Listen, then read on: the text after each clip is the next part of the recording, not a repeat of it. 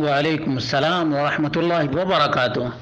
اللہ رب العالمین خیر و عافیت میں رکھے۔ سوال یہ تھا کہ آج کل دینی پروگراموں کے اختتام پر جو لمبی اجتماعی دعائیں کی جاتی ہیں، کیا یہ درست ہیں؟ اس کا جواب یہ ہے کہ نبی مکرم صلی اللہ علیہ وسلم سے ثابت نہیں ہے۔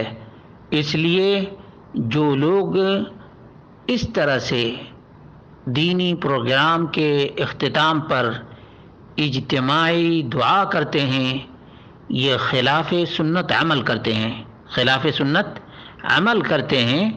اس لیے ایسے پروگرامز منعقد کرنے والوں کو اللہ رب العالمین سے ڈرنا چاہیے، کیونکہ دین کے نام پر یا دینی پروگرام منعقد کیا جاتا ہے اور اس پروگرام کے اختتام پر بدعت کا ارتکاب کیا جاتا ہے، جو کہ بدعت اسلام میں بالکل ہی ممنوع ہے۔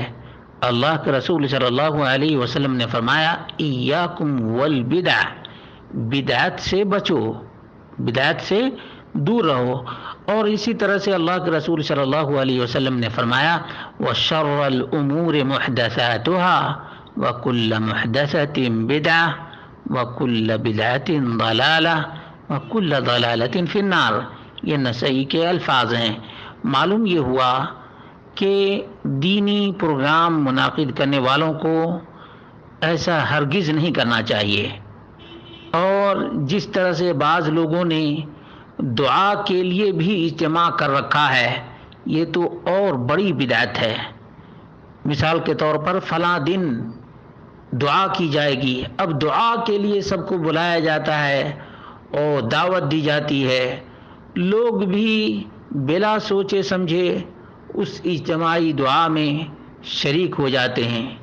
کبھی یہ نہیں سوچا کہ اس میں شریک ہونا بدعت کو پرموٹ کرنا ہے اور بدعت کو ہوا دینا ہے، اور جو بدعت کی طرفداری کرے گا ظاہر سی بات ہے بارگاہ الہی میں نامنظور ہوگا۔